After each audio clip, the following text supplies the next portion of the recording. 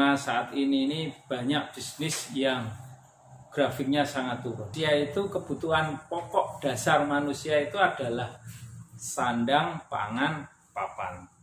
Memang perlu sedikit dirubah cara jualannya. Kuliner ini bisa tetap jalan dan bisa tetap produktif. Cenderung nanti sistem penjualannya adalah by online. Kita kerucutkan kategori konsumen kita itu. Ini emak-emak. Ini kita baru bisa menentukan produk. Selanjutnya ini ada produk paket bumbu plus bahan baku. Frozen food. Misalnya adalah orang menengah ke atas lah. 6 ide yang kita paparkan, dan ide-ide itu tadi kalau dijalankan sebenarnya malah memperluas pasar.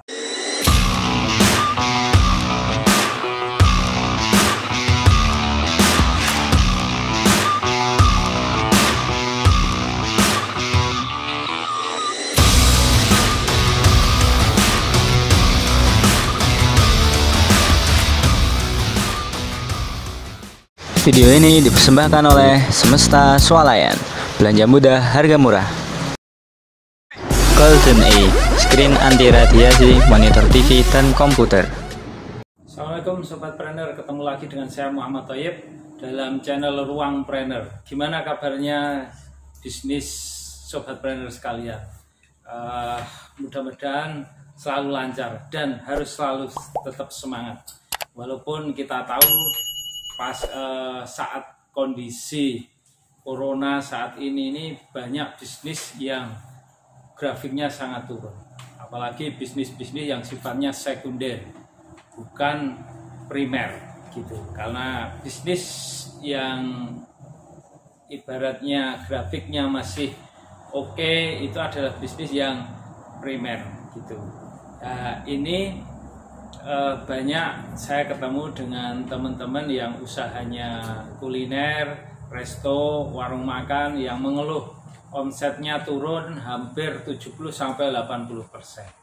Padahal termasuk bisnis kuliner ini termasuk salah satu kebutuhan manusia. Karena kebutuhan manusia itu, kebutuhan pokok dasar manusia itu adalah sandang, pangan, papan. Dan dalam kondisi wabah kayak gini ini, bisnis yang berjalan, yang tetap grafiknya itu stabil adalah pangan. Orang udah tidak mikir yang lain-lain, yang penting bisa makan, bisa sehat kayak gitu. Kenapa bisnis rumah makan, resto, walaupun ini termasuk kategori pangan, tapi omsetnya turun drastis karena memang para konsumen ini mereka juga mereka mematuhi peraturan pemerintah untuk selalu di rumah untuk menekan penyebaran COVID-19. Dan ini untuk bisnis kuliner, resto ini sebenarnya ada beberapa ide gimana bisnis ini tetap laris dan tetap bisa jualan gitu. Kan kita tahu banyak karyawan yang kerja itu diusahakan mereka tetap bekerja, dan Sobat Planner yang terjun di bisnis kuliner ini kan sudah punya channel untuk bahan baku berupa makanan, berupa bumbu, dan ada SDM yang bisa mengelola. Memang perlu sedikit dirubah cara jualannya. Nanti akan kita bahas gimana caranya menemukan ide-ide. Ini ada 6 ide supaya bisnis kuliner ini bisa tetap jalan dan bisa tetap produktif.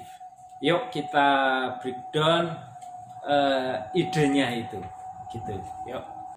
Sebelum kita tentukan produk apa yang mau kita jual, sebelum itu kita amati dulu konsumen, amati dulu konsumen yang biasa belanja atau yang biasa makan di restoran kita. Gitu. Nah, cara ngamatinya gimana? Adalah kita lihat dalam meja-meja. Setiap restoran itu kan mempunyai meja. Nah, dalam meja-meja itu konsumen kita, customer kita itu apa aja? Gitu. Yang pertama adalah ini anak-anak sekolah atau anak-anak muda. Gitu. Yang kedua, konsumen kita itu kebanyakan adalah bapak-bapak. Dalam satu meja itu bapak-bapak. Yang ketiga, emak-emak. Yang keempat adalah keluarga. Ini dalam kondisi kayak gini, dalam kondisi krisis kayak gini, ini karena kita akan cenderung nanti sistem penjualannya adalah by online. Gitu. Karena konsumen-konsumen ini mereka memang membatasi untuk keluar. Maka dari keempat kategori konsumen tersebut, untuk yang anak-anak ini, anak-anak sekolah, anak muda ini, dia makan di tempat kita ini kan dia untuk nongkrong lah, untuk nongkrong lah, gitu. Ya, jadi ini tidak usah, karena memang kebiasaannya adalah untuk nongkrong. Selanjutnya bapak-bapak gitu, biasanya kalau bapak-bapak atau eksekutif makan itu dia kan tujuannya meeting. Nah, padahal sekarang meeting itu bisa diatasi dengan Zoom gitu. Jadi ini tidak usah. Ini enggak. Jadi kita kerucutkan kategori konsumen kita itu. Ini emak-emak. Emak-emak biasanya emak-emak yang makan, emak-emak bareng makan di restoran, di warung makan ini kebanyakan rata-rata lah itu adalah wanita karir. Kalau enggak adalah dia mengadakan arisan. Ini menjadi target market, salah satu menjadi target market kita, emak-emak ini, sama keluarga. Nah, selanjutnya mari kita amati emak-emak yang biasa makan di resto itu, dia kan kebanyakan dia wanita karir. Gaya hidupnya itu, pola dia itu gimana? Kebanyakan wanita karir ini dia skill masaknya kurang ya. Yang selanjutnya ya namanya wanita karir, dia otomatis sibuk lah untuk punya kerjaan tambahan, dia sibuk. Lalu dia cenderung lah wanita karir itu malas masak. Nah, ini adalah permasalahan yang nanti akan kita kasih solusi. Gitu. Ini permasalahan emak-emak atau emak-emak ya wanita karir itu kayak gitu. Selanjutnya kita amati keluarga yang sering makan di luar, sering makan di resto itu. Kenapa sebuah keluarga sering makan di resto? Ya pertama mungkin pengen cari hiburan gitu loh. Ya, tapi dalam kondisi COVID-19 ini mereka memang tidak bisa nyari hiburan. Kita gali lagi, kenapa keluarga itu sering makan di luar? Pertama mungkin dia pengen variasi menu. Jadi menu makannya itu kayaknya gonta-ganti. Dalam sehari ini makan 3 kali, ya menunya 3 kali. Ini. Selanjutnya adalah pengen praktis, simple. Ibu rumah tangganya nggak pengen repot masak, praktis, yuk kita makan di luar. Gitu. Selanjutnya biasa keluarga yang makan di luar ini adalah golongan menengah ke atas. Oke, dari ini, dari pengamatan kita ini, dari permasalahan ini, kita baru bisa menentukan produk. Baru bisa menentukan produk apalah yang bisa kita jual. Gitu. Ini dari skill masak kurang. Skill masak kurang. Itu sobat trainer sekalian yang berbisnis resto, rumah makan kan pasti sudah punya langganan orang yang berjualan bumbu-bumbu dan bahan semuanya gitu. Permasalahan dari orang yang skill masaknya kurang itu, dia kan untuk masak itu dia kadang bingung bumbunya. Maka ini produk yang bisa kita jual, sobat trainer jual adalah paket bumbu. Paket bumbu, taruh kata paket bumbu soto. Paket bumbu soto. Kadang banyak itu orang di luar sana, dia mau masak soto itu bumbunya apa saja. Itu enggak tahu. Paket bumbu tongseng. Gitu. Jadi paket bumbu soto, paket bumbu tongseng, paket bumbu itu, bumbu itu komplit. Jadi satu, tinggal orang yang mau masak tinggal masukkan bumbu itu. Gitu. Ya, ini produk ide bisnis yang bisa kita sobat trainer jalankan. Ini paket bumbu. Selanjutnya ini masih yang ini juga masuk, ini orang yang sibuk ini juga bisa masuk di paket bumbu. Yang skill masaknya kurang itu. Selanjutnya ini ada produk paket bumbu plus bahan baku. Jadinya seperti mie instan lah, seperti mie instan. Jadi satu paket tinggal masak, masukkan semua. Nah, ini paket bumbu plus bahan baku. Misalkan tadi paket bumbu soto. Bahan bakunya soto apa? Untuk porsi berapa orang gitu kan. Kita hitung rata-rata satu keluarga itu anggap saja 5-6 orang gitu. Jadi kita buat paket bumbu untuk 5 orang sekali makan. Jadi paket bumbu plus bahan baku. Itu ya. Hanya ini untuk permasalahan yang orang malas masak. Malas masak ini ada ini untuk lauk setengah matang. Jadi seperti misalkan sobat trainer yang biasa jualan kayak ayam, kayak bebek, kayak lele gitu kan, biasanya sebelum disajikan itu kan sudah dibikin setengah matang. Misalkan ada orang yang order kan tinggal goreng. Ibaratnya sudah dibumbui gitu, sudah dibumbui. Nah, ini bisa dijual. Bisa dijual dengan model lauk setengah matang. Misalnya kayak ayam ungkep. Pokoknya apapun itu sudah dibumbui dan customer itu dia tinggal goreng. Gitu. Ya.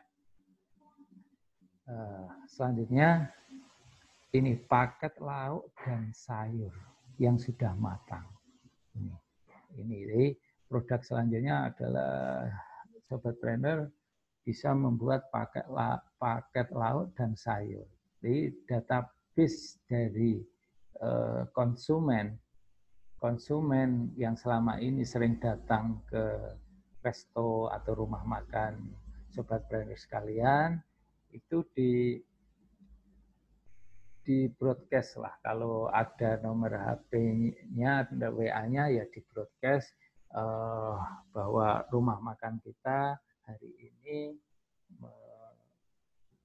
menyediakan paket sayur dan lauk yang bisa diantar gratis dengan kita masaknya higienis, kalau perlu proses masaknya di video gitu ya.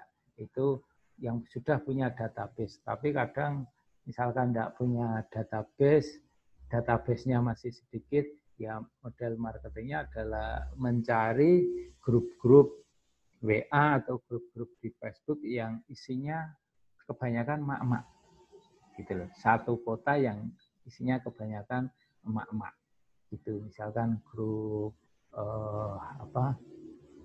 grup senam atau grup diet itu kan kebanyakan emak-emak ya. Selanjutnya produk yang kelima, ide produk selanjutnya adalah produk frozen food. Jadi sobat brainer sekalian bisa memproduksi produk-produk frozen food. Jadi semuanya dibikin frozen.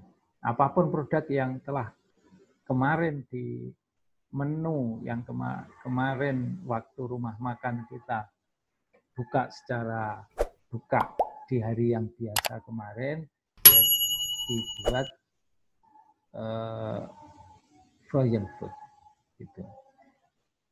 Ini selanjutnya produk makanan yang tahan lama. Produk makanan yang tahan lama ini seperti abon, kayak gitu ya, abon ikan, abon ayam, itu kan sobat brainer sekalian sudah punya banyak langganan dalam artian supplier ikan, supplier daging, itu diproduksi menjadi makanan yang tahan lama seperti dendeng, gitu ya. Jadi pokoknya produksi yang sasarannya adalah orang menengah ke atas lah, gitu loh. Ya, daging, ikan, kayak gitu. Ya, jadi kalau bikin yang tahan lama misalnya kayak kering itu ya dari tempe ya, itu marginnya nanti kan agak kurang, nanti kurang menutup biaya produksi. Nah, dengan sobat brainer mempunyai 6 ide produk ini, sebenarnya sobat brainer sekalian ini malah, kalau biasanya rumah makan kita, resto kita itu hanya melayani area dalam kota, ya, konsumen kita ini kebanyakan kan dalam kota, gitu. Yang misalkan kita di Temanggung, ya orang yang berada di Temanggung, gitu. Nah, dengan 6 ide produk ini kita bisa malah memperluas pasar, yaitu bisa mengirim seluruh Indonesia. Gitu. Misalkan ini paket bumbu, ini adalah produk yang luar kota, dan paket bumbu ini luar kota. Ini kalau paket bumbu plus bahan ini dalam kota. Lauk setengah matang ini dalam kota. Paket lauk dan sayur ini dalam kota. Ya. Nah, ini kalau frozen ini bisa luar kota. Ya. Bisa luar kota ini frozen bisa luar kota. Sama makanan yang tahan lama ini juga bisa luar kota. Jadi justru dengan dengan kita melakukan ini malah target market kita, target pasar kita menjadi lebih luas. Ya, Sobat Brainer, itu tadi 6 ide yang kita paparkan. Mudah-mudahan itu menjadi ide dan bisa dijalankan Sobat Brainer yang menjalankan usaha kuliner. Dan ide-ide itu tadi kalau dijalankan sebenarnya malah memperluas pasar. Kalau biasanya usaha kuliner itu hanya di satu wilayah, satu kota. Tapi dengan ada beberapa ide tadi itu kita bisa memperluas area pemasaran karena bisa dikirim.